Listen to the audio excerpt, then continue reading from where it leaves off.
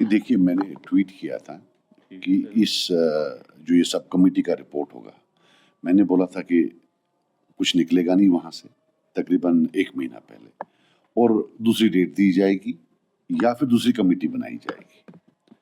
तो नॉर्मली जो मुझे मालूम है कि आप कैबिनेट के सामने कोई ऐसी चीज़ नहीं रख सकते हैं जो लॉ ने क्लियर नहीं की, because you can't put something which is illegal in front of the cabinet. So cabinet से क्लियर करके जाती है। अभी नेशनल कॉन्फ्रेंस की हुकूमत है तो ये कुछ भी कर सकते हैं, सो ये कैबिनेट के बाद भी भेज सकते हैं, लेकिन मुझे कोई इसमें जो है I don't think they have a solution. मुझे जो लग रहा है, जो उनकी बॉडी लैंग्वेज है वो डिले की है, जो उनकी बॉडी लैंग्वेज है वो एम्बिग्यूटी की है, वो एक्शन की नहीं है। मुझे नहीं लग रहा है, आई डाउट इट, कि ये कोई जो है ऐसी रेजोल्यूशन मुझे नहीं लग रहा है। और अच्छा होगा ना, अभी वो क्या बोल रहे थे आपके जो टीवी चैनल्स हैं, मैंने सुना अभी हुआ है प्रेस कॉन्फ्रेंस, तो क्या बोला उन्होंने? सीएम साहब ने क्या बोला? देखिए, अगर हम मैं तो 2.5 साल था और सुना, और क्या बोले वो, कि अब जो लग रहा है कि उनकी बातों से कि जो ये सारा रिजर्वेशन का प्रॉब्लम है, ये इसलिए है कि मैं सरकारी मकान में रहता हूँ। सबसे पहली बात उमर साहब को बोलूं कि 2014 में उमर साहब हारे, सीएम रेजिडेंस में थे 2022 तक। वो 8 साल किस बेसिस पर थे सीएम रेजिडेंस में? On what basis was he there? वो तो दिल्ली में भी 2 साल थे, मरहूम मुफ्ती साहब ने तो निकाला ही नहीं उनको। तो ये जो सेंस ऑफ एंटाइटलमेंट है इनकी, इसकी एक लिमिट है। और फिर इन्होंने उसमें बोला है कि भाई मैं उनके करीब था भाजपा के। ये ड्रामा खत्म। वो लोगों ने देखा कि इलेक्शन के बाद कौन शॉल लेकर गया। निशिकांत दुबे जैसे एक एमपी हैं जो सिर्फ एंटी मुस्लिम स्टेटमेंट्स देते हैं, और उनके साथ तो इनको जाने की जरूरत ही नहीं थी, वो तो गवर्नमेंट का हिस्सा ही नहीं है। उनको भी शाल पहना रहे हैं, मोदी जी को शाल पहना रहे हैं। हम जब असेंबली में होते हैं, यहाँ से सुनील शर्मा बोलता है एलओपी कि मोदी जी ग्रेट हैं, वहां से उमर साहब बोलता है कि मोदी जी का शुक्रगुजार हूं। अब हमें ये नहीं लगता ये उसका मोदी अच्छा है या इसका मोदी अच्छा है? Does he have no shame? They are bending their back backwards. Vaishno Devi जाकर टीका मार रहे हैं, लाल वो टोपा लगा रहे हैं उनको बोलने के लिए कि भाई हमारा कुछ सुनो, और देन सजाद लोग को बोल रहे हैं कि भाई तूने किया, मैंने कुछ नहीं किया है। और वहां से आकर फिर हजरतबाल आकर पहले सफे में खड़े होते हैं।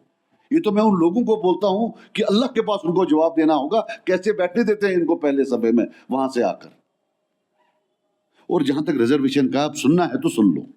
रिजर्वेशन का इशू जो है ये गवर्नमेंट ऑफ इंडिया का मामला है और ये बीजेपी का मामला नहीं है। इसमें कांग्रेस और बीजेपी एक साथ पेज पर। इसकी शुरुआत होती है 2002 और 2008 वाली सरकार से। यहां एक कॉन्सेप्ट होता था डिस्ट्रिक्ट वाइज रिक्रूटमेंट। सबसे पहले तब ताराचंद जी इनके शायद डिप्टी चीफ मिनिस्टर थे, ही थ्रू अ फिट कि अगर शेड्यूल कास्ट नहीं है कुपवारा में या बारामूला में तो उसको फिल करने के लिए जम्मू से लाइए। तो होता क्या था कि वहां से बंदा आता था, सिलेक्ट होता था, क्योंकि शेड्यूल कास्ट तो यहाँ है नहीं। जब डिस्ट्रिक्ट रिक्रूटमेंट है तो शेड्यूल कास्ट कैसे ला? जब है नहीं तो ठीक है, यू कांट फोर्स समथिंग। और उसके बाद most of them with post transfer to Jammu. एक तो वहां से लाते थे, फिर पोस्ट भी खा जाते थे जम्मू। This is 2002-2008। फिर शायद आजाद साहब आए, इसी हुकूमत जो है रिजर्वेशन का जो है उन्होंने डिस्ट्रिक्ट रिक्रूटमेंट ही बंद कर दी। पहले क्या होता था, non gazetted post equitably distribute होते थे अक्रॉस डिस्ट्रिक्ट्स, सबको मिलता था। तो जो रिजर्वेशन का इम्पैक्ट था ये डाइल्यूट होता था। इस वक्त भी मैं आज सोल्यूशन बोलता हूँ, go back to district recruitment. और जो नॉन गेस्टेड पोस्ट के लिए और गेस्टेड पोस्ट के लिए including KS, go for provincial recruitment. Kashmir valley, Jammu province, ये एक और ये दूसरा, राइट। सेंसस होने वाला है on caste, on the basis of caste रखिए। वैलीज में अलग रिक्रूटमेंट कर दिए, वहां से अलग रिक्रूटमेंट करिए। हम सीधे 80% पर आ जाएंगे, 85% पर, बिकॉज वो वाली जगह 80% मैंने प्रूव किया है असेंबली में जो है रिजर्व्ड है। ये क्यों नहीं है? जो बाकी पार्टी झूठ क्यों बोल रही है? विद इन कश्मीर कोई प्रॉब्लम नहीं है। 90% ऑफ योर प्रॉब्लम और 80% of your problem is because 80% of Jammu is reserved. That is the whole problem, that is the whole issue. और इसमें to be very honest with you, चाहे पीडीपी है, चाहे कांग्रेस है, चाहे भाजपा है और चाहे नेशनल कॉन्फ्रेंस है, इन्होंने उनको फैसिलिटेट किया है आज की इस रिजर्वेशन केस में। मेरे 2.5 साल हैं, 2.5 साल में बंदा कितना ही कर सकता है? आप ही बताइए, आप ही बताइए कितना कर सकता है? 2.5 साल में मैं कितनी बर्बादी कर सकता हूँ? आप वो बताइए। हमारे वक्त हमने पहाड़ी जो है वो किया था 2% और इकोनॉमिकली वीक सेक्शन किया था और वो रिजेक्ट किया तब के गवर्नर साहब ने। उनने बोला ये अनकॉन्स्टिट्यूशनल है।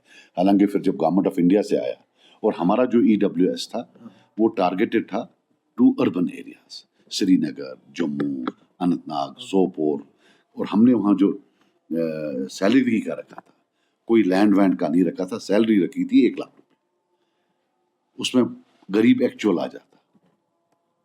इस वक्त भी जो EWS की क्लासिफिकेशन है ये चेंज कर सकते हैं। They can do many things but they don't want to do it, and this is they will have to do, and then we will also have to approach government of India that come what may, आप बाहर के jobs should be reserved for locals, right?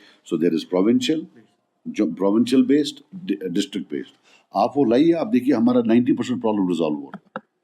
अभी ST देखिए, आप देखिए वो कश्मीर से कितने ST आते हैं?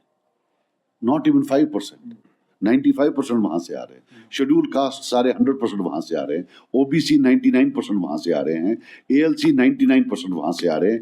EWS 99% वहां से आ रहे हैं। यहाँ मुश्किल से RBA आ रहा है, वो भी I think that has been brought down to 10% और कितना है 10% है, 10 या मुझे याद नहीं है कितना है। So this is the theory of your reservations and a proposed resolution. अब ये बताएं ये क्या करने वाले हैं? बस एक आखिरी सवाल। For district one easily and provincial one, they can easily go for it. You cannot kill. Look, I'll tell you one thing. हमारे यहाँ टॉप डॉक्टर्स आए थे, डॉक्टर अलीजान साहब थे, खुरू साहब थे, गुरु साहब थे, अलाकबंद साहब थे। अगर रिजर्वेशंस होती, इनमें से एक भी नहीं होता, not one.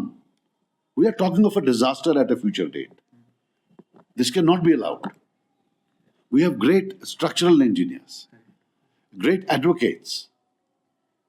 So, affirmative action, downtrodden को ऊपर उठाना, nobody is against that, but not at the cost of totally annihilating merit and having a meritless society. And that too, उसमें भी क्या हो रहा है कि आप जम्मू का जो देखिए होता है, I will tell you how it works. जैसे शेड्यूल कास्ट है, वो सारा उधर है। 8% of J&K translates into 16 to 20% of Jammu. You see, you have to look, जो मैंने असेंबली में डेटा दिया था, you have to understand. अब OBC है, वो 90% वहाँ है, 6% है, 90% means 11% हो गया ऑफ जम्मू। EWS, ST वो भी ज्यादा वहाँ है, so it adds up. अब ALC है, वो 4% है, वो 2 गांव यहाँ है, 400 गांव वहाँ है, तो वो भी वो 8% हो जाता है वहाँ का। So what happens is that you are adding up, ये double हो जाते हैं, because most of the categories don't exist here, but you have to still pay for them in terms of reservation. So you can't borrow the demographic makeup of Jammu and thrust it down the throats of Kashmiri speaking people. You cannot do it.